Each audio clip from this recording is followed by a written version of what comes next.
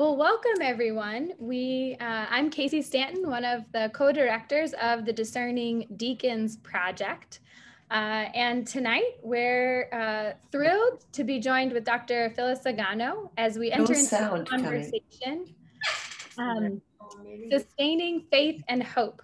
As we begin, I just would invite you to remain on mute as we start, though there will be times in this evening's, in this hour we have together, where we'll invite you to participate, to unmute yourself, and to share a little bit more about what draws you into this conversation and to reflect a little on what sustains you in faith and hope. Tonight is the first of our efforts in Discerning Deacons to stand in the legacy of Dr. Zagano and her monthly educational webinars. Our hope is to create a space for formation, for fresh education, and to continue to engage and deepen the community and deepen the knowledge that we're sharing together as participants in the church. We will share more at the end of the evening about some of the next steps, but we just want to let you know here at the start that this is the first of what we hope continues to be times to gather. And next month we will have Deacon Bill Ditewig with us. In the future, we hope to engage in a number of topics connected with women and the diaconate and our church. So let's get started. Tonight, our conversation and the topic is sustaining faith and hope. As we gather, we'll begin in a conversation with Dr. Zagano. You'll be invited to ask some questions in the chat. We'll have a little bit of time in small groups to get to know one another, and then to gather again in a large group to share some of the fruits of this conversation. And finally, we'll close with just a few announcements and a sending prayer. I will kick it over to my colleague, Luke Hansen, who is our leader tonight, facilitating the conversation and discussion. And thanks again to all of you for being here. Thank you, Casey, and thanks to all of you, for joining us this evening for this first in a series of webinars with Discerning Deacons. Let's just take a moment as we enter into this space this evening and we prepare to explore this topic of sustaining faith and hope, to begin with prayer.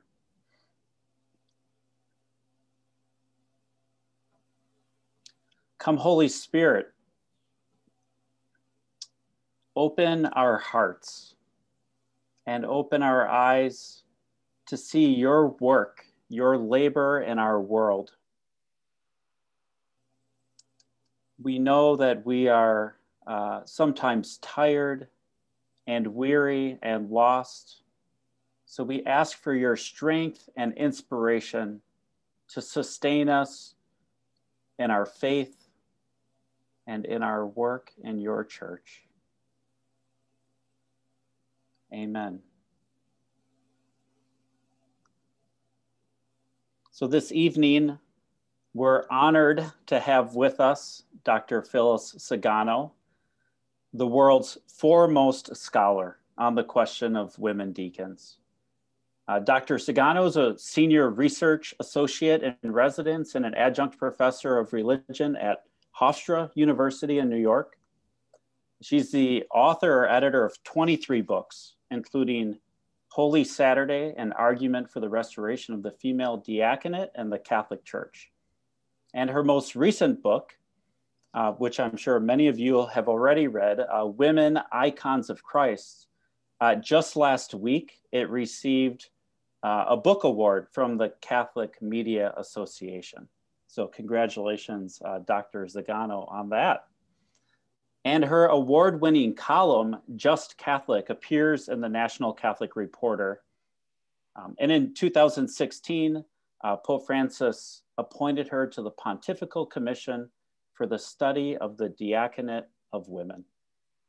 Thanks for being with us this evening, Dr. Zagano. Thank you. So our topic this evening is sustaining faith and hope. And we all know that you've been deeply invested in this topic and the church's discernment of this question for a long time. So I'm interested to hear more about when this journey began for you and what prompted this interest at the beginning? Yeah, well, that's nice of you to say for a long time, because it's been a long time. I tell you, I was in graduate school, Luke, and I worked for Patrick Heelan, a Jesuit priest who was the vice president at State University of New York at Stony Brook, where I was doing my doctorate. And there was a book on the shelf, and I said, what does diaconia mean? And I had the opportunity, actually, because this was in the days before we had refrigerators in the office. I had the opportunity to leave my lunch outside his window on a ledge. And I got my lunch and I walked back in and I said, what does diaconia mean? And he explained to me the history of women in the diaconate in the Catholic Church. I'd never heard of this before, really. And it was really eye-opening, because I think at the time had begun, I hadn't begun yet, but I was very interested. I was doing a Ph.D. in religion and literature. I was interested in theology. And so I began to think about that. And then I went to seminary, to the local seminary, to Huntington, knocked on the door and said I wanted to come to study to be a deacon. And they basically said, you're too smart to be a deacon, you have to study to be a priest.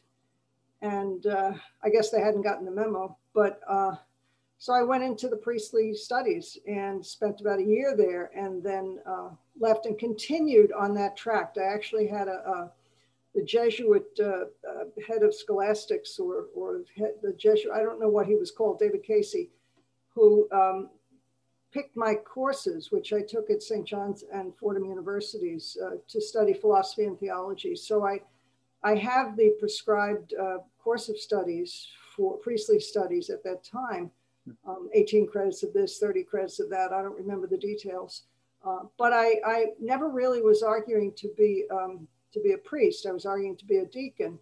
And at the seminary, I'd gone through the usual, they have 15 people to examine you and interview you, and you have to take all sorts of tests. But as the years went on, I worked for John Cardinal O'Connor. I became a researcher for John Cardinal O'Connor. And he said, it was a long time ago, because we were eating hamburgers. This was before it became cool to eat turkey burgers. But we're eating hamburgers in a place on Fifth Avenue, on First Avenue, near the Chancery. He was the Archbishop, or was he the vicar? No, he was the Vicar General for the military archdiocese, and he had just been appointed to Scranton. And he said, if you write a good book about women deacons, I will get it to the Pope. And I said, oh, you're full of it. You don't know the Pope. So he went to Scranton, and I think in like 8 months he came back. He was the Archbishop of New York, and soon enough he was a cardinal, and darned if he didn't know the Pope. So I wrote the book, which was Holy Saturday, and the beat goes on. I then became his researcher, working on issues of politics and reading the intersection between politics and moral teachings, and just kept on keeping on. Yeah. Went to teach at Boston University, Yeah. But that's what I've been doing since I got my PhD. So in these years of research, and then so many of the conversations that must happen in your life, because you're the expert on this topic. So when people, want to learn something about it, they often go to you. And I'm thinking also of the process of writing this book, Holy Saturday. What were like 3 or 4 of the most important things about the diaconate and women in the diaconate that you felt like people needed to know about this topic that were not well known? Well, look, I don't have a copy of Holy Saturday next to me, but basically the problem at the time was not historical at all. I said to you earlier, it's Bloomsday, June 16th. So I have my copy of Ulysses right here. But in Ulysses, he writes, history is a nightmare from which I am trying to awake. And the fact of the matter is that we we have and have had an accepted history about women in the diaconate. And realistically speaking, the dictionaries, the history really until the time that the conversation became quite heated. There was no argument about Phoebe being a deacon. There was no argument about women being deacons. There really wasn't an argument about women deacons being ordained. So that book doesn't have a lot in it about the history of things. And so what Dr. Zagano, you're saying that those things were accepted in scholarship at the time, and that's why you didn't have to focus on them in that book? Very much. I mean, there was what all was there to say? There were, women were deacons, and you found that mostly in Europe, you had various synods saying, don't ordain deacons because we don't like them. But there was no theological argument against ordaining women as deacons. So my book really addressed the theological argument that had been coming up, which in pretty boring terms actually went through the theological anthropology that said, you're creating what's called a dual gender anthropology. If you say that men can be ordained as deacons and women can't, because you're saying that these are two different species. And I did a little writing about the Querelle de Femme, which was prevalent really during the Middle Ages and onward, where they said women were not the same. The question was, are women the same species as men? But, so I brought the outline actually to John Cardinal O'Connor, who went through it, and he said, well, Phyllis, if you prove women can be deacons, you prove women can be priests. And I said, I'm not allowed to speak about women priests. Why are you bringing it up? And he said, that's a very good point. He said, make that chapter 4. So I have a whole chapter explaining that these are distinct discussions between the question of women in priesthood and the question of women as deacons. The book came out in 2000, and of course that was after Ordinatio Sacerdotalis in 1994, and after the response to the Dubium in 1995, certainly after the 1976 Inter in Seniores, all of which were, none of which mentions the diaconate, none of them. And if you look carefully through Catholic teaching, you will not find any theological argument about women against women deacons. You won't even find well, now you'll find a law, but sort of a law. So when people think about the scholarship on this topic, you're the person that comes to mind right away, but who influenced you? Who was doing some of the important work in the 1960s and 1970s as you took up this topic? Well, in the Western Church, really not a lot of people were focusing on, I don't know of anyone focusing on the diaconate. In the Eastern churches, Elizabeth Bear Siegel, in fact, her son, when she died, her son sent me all her papers. I just received the papers of a woman religious in the Midwest who was studying in the Russian church, mostly the Russian Orthodox Church, women deacons. But in the West, there was not a lot of discussion. In the East, it was basically a non-discussion in the East. And the reason is because the East has never connected the priesthood and the diaconate. The priesthood is not part of the diaconate. We know that. But in the Western Church, people who are upset about the prospect of women deacons are trying to say that that the diaconate is part of the priesthood, which it is not. I mean, it's not a defensible theological position. When you think back, what are like a couple of the significant moments in this journey, or a couple of the stories that you think about a lot in your work and in the church's discernment of this question? Well, it's been a long time, Luke, and I think that the response, actually, when I wrote Holy Saturday, it was very interesting. I had a huge number of people, including a canon lawyer of the Archdiocese of New York, to help me with the canonical discussion on it. And nobody wanted their name in the book. A lot of the people who helped me just said they were afraid to be involved in it. And of course, by that time, I was not working in a Catholic institution. I spent four years at Fordham University, and actually John Cardinal O'Connor advised me not to work in a Catholic institution because I would get involved in internal discussions. So most of my career, I was at Boston University, and then I was over at Yale for a little bit. I've been up at Hofstra now for almost 20 years. And it just makes it easier because I don't get involved in the internal discussion.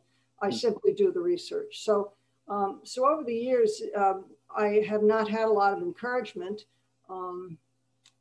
but I think that, but I did get a lot of encouragement in 2016 when the Holy Father named me to a commission to study the prospects for women in the diaconate. So, and I didn't know anybody in Rome. I mean, a lot of people say, oh, well, you know, so-and-so was a friend of so-and-so who said, I didn't know anybody. I know I was nominated. Well, I'll back up. In May of 2016, the International Union of Superiors General, UISG, which are the initials for their Italian name, the UISG sisters were asked by the Pope to provide 6 questions in advance, 3 months in advance, I think, of the event, to hand carry those questions to the Holy Father at the Casa Santa Marta. And then when the meeting was held, 6 questions were asked. The first 2 questions had to do with women deacons. Basically, women religious are doing the work of the diaconate. Why can't they be ordained? And if they're ordained, then they can preach and they can witness marriages and they can baptize. But I didn't know anybody, and I was surprised at that. And I was more surprised in August of 2016 when my name was on a list. Nobody called to ask me if I would go over or be on this thing. A friend of mine called or sent an email in Italians, and I looked at this list. I said, that's really interesting. So I read down the list, and I was the last one on the list to be named to this commission. So I really,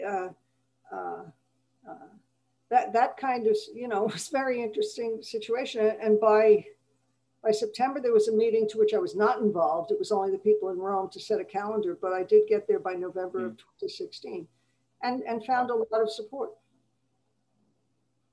You talked about the years before that as not involving a lot of encouragement in the work that you were doing. So I'm wondering, what has helped sustain you in this work over the long haul? You know, what are the spiritual practices or the different things that have helped like root you in this commitment and helped you to keep doing the work over the long haul? Well, you know, look, you know, you can't go through this without praying about it, without having a lot of help, not only friends, but spiritual direction, you know, and actually talking to academics and others about it, because you want to make sure that you are not going the wrong direction. So I did have a lot of help. I want to say in 2010, I was in Florida. I had a visiting appointment, and Bill Ditewig was there. Bill Ditewig brought me down there, and he knew my work. He actually, but I'll tell you, and you can ask him this, when Bill Ditewig wrote his doctorate at Catholic University, he wanted to include a chapter about women deacons, and his director told him not to include it because it would cause problems about his getting his doctorate test. So, but anyway, I was down there, and on a rainy day, I was on my way to Orlando to see friends. We were in St. Leo, Florida, and I was in Bill's office. And I said, you know, we really ought to write a book, Women Deacons, Past, Present, Future. I said, you know, you can do present, you know, the part about Vatican II and how the diaconate came to be. I can do future. And he said, well, who should we get to do past? I said, well, do you know Gary Macy? He said, well, I went to high school with Gary Macy. So we got Gary to write the past. And that book really was a good one. And it's been translated into 3 languages now, into Portuguese and French and Spanish. The Spanish translation is not great, but that kind of set the trajectory. So I would say since that came out in 2012, and I did give speeches around the country. I limited myself to one a month. Garrett in Australia brought me down to Australia because of that book. And so apparently people were really thinking about it more than I thought they were. And pre-Zoom and pre a lot of electronic media, you really didn't know what was going on out there. So yeah. Thanks. A few people are submitting questions to me in the chat. Feel free, if you'd like to ask Dr. Zagano anything, to send it directly to me or to enter it into the chat. I've also dropped the link for this excellent book, Women Deacons Past, Present, Future, which I found over the years to be the most concise and at the same time most comprehensive telling of the story. It covers the topic from a number of different perspectives. I'm wondering if you have favorite saints that you find yourself calling upon over the years. I love Catherine of Siena. I would say Catherine of Siena is, we had a meeting at the Catholic Theological Society of America, and I think it's Kathy Clifford from Ottawa said that there is a litany, Catherine, corrector of prelates. And I've written. I love that. I know. I've written to the fellow that she says has that litany. I said I need it, but I always go when I'm in Rome to see Catherine at Santa Maria sopra Minerva, and I couldn't go last time because the place was locked up for repairs. But I went around to the square because you want to speak. I've always been told. You asked about advice. I've always been told, speak so you can be heard. And I think that the temptation is to become a little bit too strident, a little bit too upset, a little bit too annoyed. And I'm not really annoyed with the bishops. I'm like, oh guys, come on, boys, let's just get a life, would you? And rather than be too harsh. And that it was very interesting in the commission because everything took place in Italian. So not only are you trying to be not too New York, you're trying to be not too New York and doing it in Italian, But like Ginger Rogers, I guess I can do that backwards and in heels. So it's the kind of a thing, you just do it. So I would say it's the grace of the Holy Spirit really that has sustained me and brought me through some tough times and some interesting times. They're equally stressful. Yeah.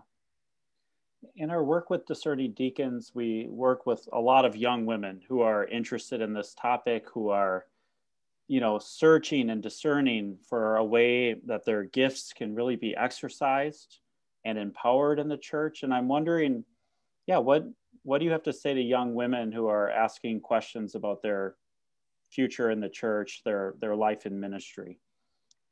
I would say don't quit. It's too easy to throw up your arms and say, oh, I'm going to be an Episcopalian, or I'm going to go to Roman Catholic women priests. It's my church. They're not going to throw me out of it. I find the box is easy to break from the inside. And as I said, it can be very exasperating dealing with some of the pushback that I get and some of the names that I'm called and some of the really weird letters I get. But, so what? You can't never please everybody. And I think so long as I'm convinced that I'm doing the right thing, look, we're here, we're talking to 100 and something people. And I think that that demonstrates an interest, and people are taking the time on a lovely June evening. I don't know where you are, but it's beautiful here in New York, and people who might rather be out picking weeds in the garden or eating outside, now that we can go outside, are taking the time to do this. So this is, you know, the Spirit doesn't send me a text and say, you know, keep going. It's more the energy that I will find in events like this and in people, certainly in prayer, but also in people. You know, you look for Jesus in the people of God more than in the mirror. Yeah. We've received some good questions. I'd like to ask a couple of them before we go to small groups. One of them was, how do we get men to engage on this issue? Which would, help all of us to flourish and to meet our potential. What have you learned, especially, I mean, you've spent a lot of time in Rome, but not just with bishops, but how do we invite men into this work in general? Well, I think that it depends what kind of men you're talking about. I think now you talk about encouragement. The day after I was named to the commission, of course, I had, 43 media interviews, and I went to Mass the next day. And at the time we would bring the gifts up, and I like to bring the gifts up at the offertory. And I went to go, and there was a collision with two guys who were trying to bring them up with me. One was 94. The other guy was 75, and the 94-year-old won. But the older man, said, "I am so glad I lived to see this day when this is absolutely being formally discussed in Rome." That's a big deal. It's a big deal because it's being discussed in a public manner, Luke. There's at least 4 or 5 commissions. I think there was a discussion in the 70s, because I have the paper in one of my books that Cipriano Vagaggini wrote, and Robert Taft of the Society of Jesus printed it, published it in Italian in Orientalia Periodica Christiana. But Taft told me that paper was written at the request of Paul VI. And then twice the International Theological Commission discussed the question. 1997, they came out, they had a paper that the prefect of the congregation would not sign. That paper was 17 pages. It said, just what I told you earlier. Historically, women were ordained to the diaconate, and there's no big deal about that happening again. But the prefect would not release the paper. And it went back to the drawing boards. And in 2002, a second subcommittee of the International Theological Commission published a paper that said, women deacons and men deacons weren't exactly the same, but the diaconate is not the priesthood, and therefore this is something the magisterium has to decide. That's when it went to Francis. That will be my commission, 2016 to 2018, and now a new commission has been named April 8th, 2020, which has not yet met. But the important point is they kind of, a little sleight of hand. No, women deacons were not the same as men deacons. I have not got a lot of information about men deacons anointing ill women, bringing the Eucharist to ill women, assisting in baptism. So I think women deacons did a lot more than we think. So this has been studied repeatedly. You've laid out the scholarship really clearly. Now, just during Francis's papacy, we have a second commission to study the diaconate of women. So what gives you hope right now, with regard to the church's discernment of this topic? Because I think a lot of people are asking, okay, like what comes next? And when are we going to see something happen? Well, the important thing is that people are saying, okay, when are we going to see something happen? I think, Luke, that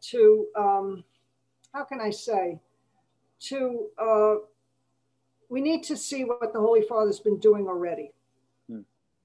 He has, as of the Feast of the Baptism of the Lord, opened up the installed ministries of lector and acolyte to men and to women. You have to have served in those 2 lay ministries for a period of time and be formally installed in them before you're ordained to the diaconate. He's also created the installed lay ministry of catechist.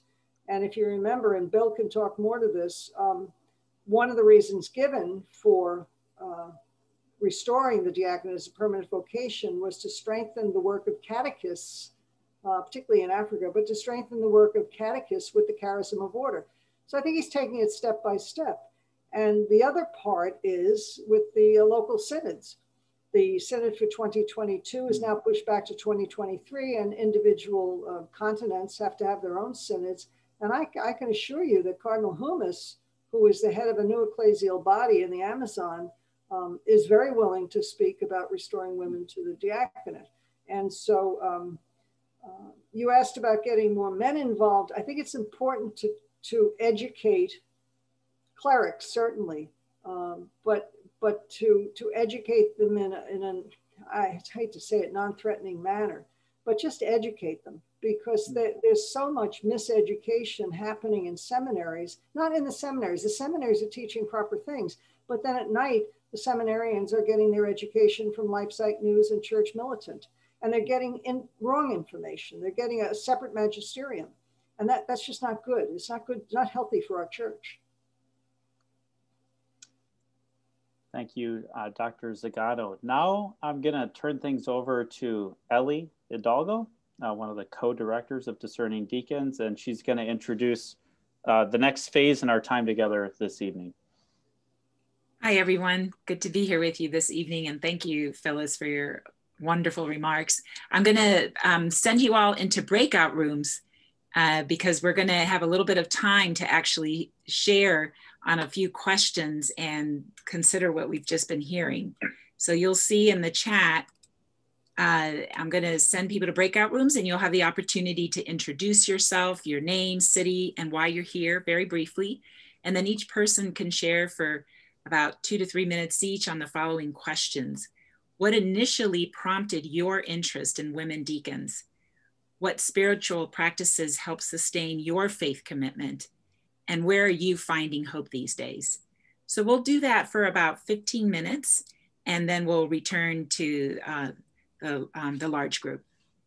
And here we go. Thank you so much. We want to honor everyone's time, and but I want to thank Phyllis again. I'll just say one of the first books of yours that I picked up wasn't Holy Saturday, and it wasn't the Women Deacons one. It was one about the spirituality of the diaconate.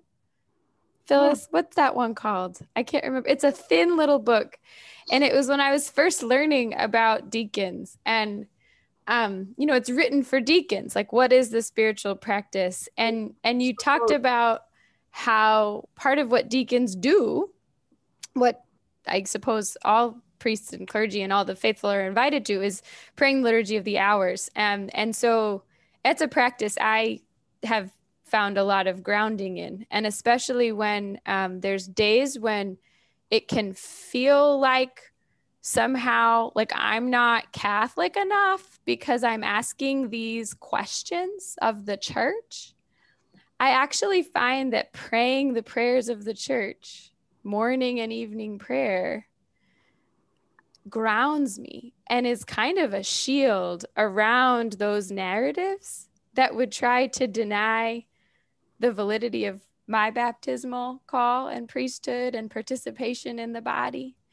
And so I'm just really grateful because as you articulated the spiritual practices of the deacon, you handed me the keys to be sustained. And it's the keys that are already, they're there for all of us all the time. Well, let me just say, Casey, when you're praying the hours, which I do, you're praying with the whole church, and you're not alone. Yeah. And I will send you the last chapter of that book, which I was asked to remove by Liguori because the censor for the Archdiocese of St. Louis would not give an imprimatur to that book if I spoke about women deacons in it. Yeah. Mm-hmm. Mm. Well, I'm grateful you still published it. And I'm grateful for things like Give Us This Day, which I imagine a number of folks here are subscribers to in terms of the daily reflections and the prayers of the church. Well, we're at the top of the hour. And I just, oh, there we go, on prayer. There no, that's not the book we're talking about. No. It's a book. It's called On Prayer, A Letter to My Godchild. Mm. And it's in Spanish, English, and in Indonesian. But it's a Ligori book now, and this is a very good book. It really is. If you want to think about grounding and you want to think about prayer, it's not specific to the deacon. It's specific to life with God, which is before deacon. Okay. Yes. Before, during, and after. It's the whole thing, right? And here in this project in Discerning Deacons, we're trying to create a community where first we're grounding ourselves in prayer, and we're trying to hear anew the voice of the living God speaking through us, moving through us, acting with our hands and our feet and our hearts. And so as part of our continued learning journey, you can see here on the screen, I'll just share just a couple of our next steps that our webinar next month. Part of, if you read in the history, you learn about this kind of how did we get the restoration of the permanent diaconate at Vatican II. And so we'll invite Deacon Bill Ditewig, who is a historian on this topic, to come and share some of the wisdom, tell us the history and what is that we can learn about how the church does in fact make changes. How did this change come about? So please join us then, spread the word. And then after that, can you just do the next slide for us, Luke? Thanks. If you are interested in continuing to follow along with Discerning Deacons, feel free to check out the website. If you are inspired to share your story, share your hope or prayer, share it with those in your networks as we just try to let everybody know that this is an active discernment in the church. And if you'd like to take a more active role in organizing a house meeting or hosting a house meeting, where that's one way this summer that we're seeking to grow the conversation, is just invite those in our networks to learn a little bit more about the history and about the present moment we're in with this current commission. So if you're interested in that, you can drop me a line and I can help onboard you. And then finally, we just really invite everyone today to save the date for September 3rd, 2021. We want to break the Zoom. We want to have 10,000 people on the Zoom, at least a few thousand people on the Zoom. And for this, as we gather in prayer, seeking the intercession of St. Phoebe, as we share testimony and song and come together as a community who's seeking to carry this discernment as part of the wider life of the church. So I do hope you save the date on that one. And I think that brings us to the close of our time together in terms of our announcements. I know we didn't get to every question tonight. We are sorry about that. We hope we can continue to address different questions and also help resource the conversation as we move forward. And we look forward to joining you all next month. I'll kick it to Luke to close us out. Thank you again, Dr. Zagano, and to all of you for participating. And let's just close with a brief prayer. God of goodness and generosity, thank you for the gift of this evening, for bringing us together, for setting the Spirit to move in our hearts, to enliven this conversation. Continue to be with us as we are sent forth this evening. Amen.